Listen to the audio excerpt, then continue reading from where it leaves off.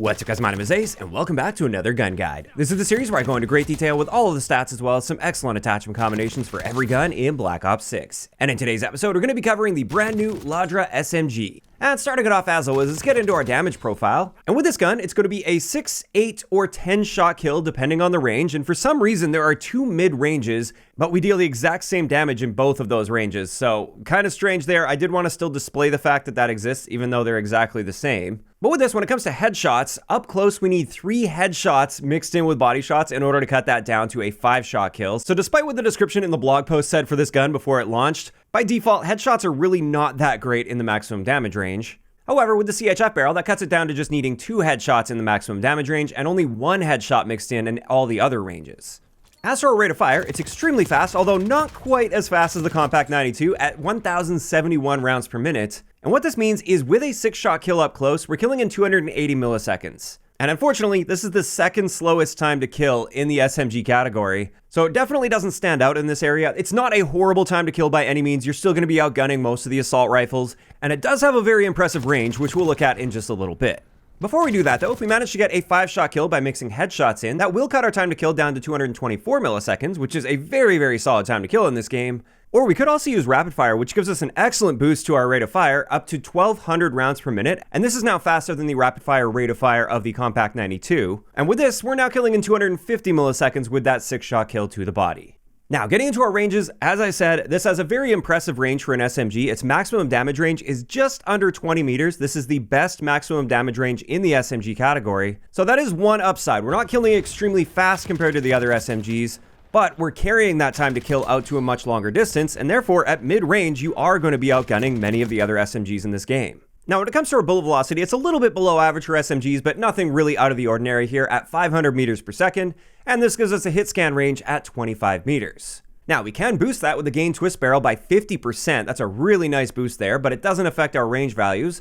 The long barrel gives us a 30% boost to a range, whereas the reinforced barrel gives us a 15% boost to range and a 30% boost to velocity. Overall, I tend to lean toward the long barrel on this if I am going to be using a barrel, because you can see there, now our maximum damage range pretty much matches our hit scan range, and if you're just keeping yourself within that range, you're going to be very consistent and very effective. Also, if you want to use rapid fire on this, it will be harming both our range and velocity values by 10%. As for hardcore, the LADRA will always be a 2-shot kill in hardcore game modes, unless you're using the CHF barrel and you get a headshot in the maximum damage range. That's the only way you're getting a 1-shot kill against a full health enemy at least. So definitely not a standout in hardcore modes, although anything's usable in hardcore. Then when it comes to our hipfire, we have solid hipfire spreads with the LADRA. Nothing really out of the ordinary for SMGs, but a little bit better than average for an SMG, which is great.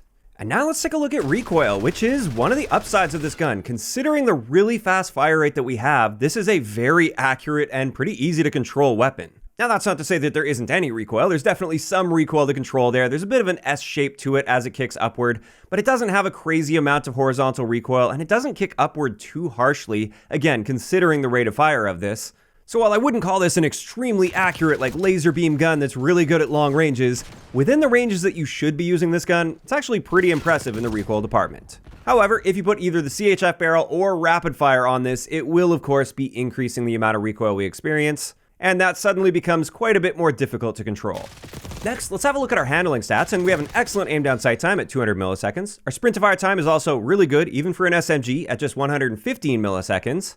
And then our slide to fire and dive to fire values are just standard for SMGs at 320 milliseconds and 400 milliseconds respectively.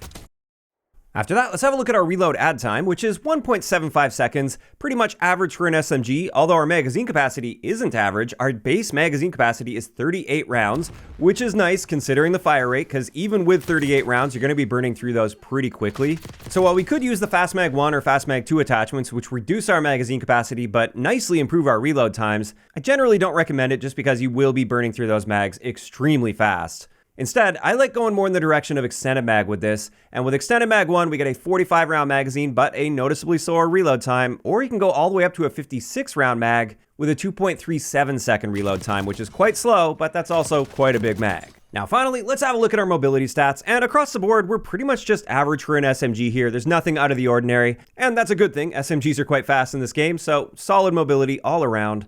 And with all of that out of the way, let's now get into some excellent attachment combinations that I enjoy using with the LADRA. And the first one I wanted to share is just my balanced stealth build. This is a good all-arounder for multiplayer. And with this, we're using the suppressor to stay off the radar, the long barrel to give us that 30% range boost, so we have that excellent maximum damage range at about 25 meters, and that pretty much matches our hit scan range as well. We're using extended mag 1, so we get a few more rounds in the mag. The ergonomic grip to help with our aim down sight time, slide to fire time, and dive to fire time. And then finally, the infiltrator stock, so we can strafe really effectively in gunfights. Like I said, this one's just an excellent all-arounder. There's nothing on this that changes our recoil at all from the base, so we're not making any improvements here, but at the end of the day, this is quite accurate within the ranges you should be playing in with this particular gun, within 25 meters or so. And I've had no issue controlling this recoil. And this has so far been my go-to LADRA build for multiplayer if I'm not using Gunfighter. Now, if I want to use Gunfighter, this is the build that I like using.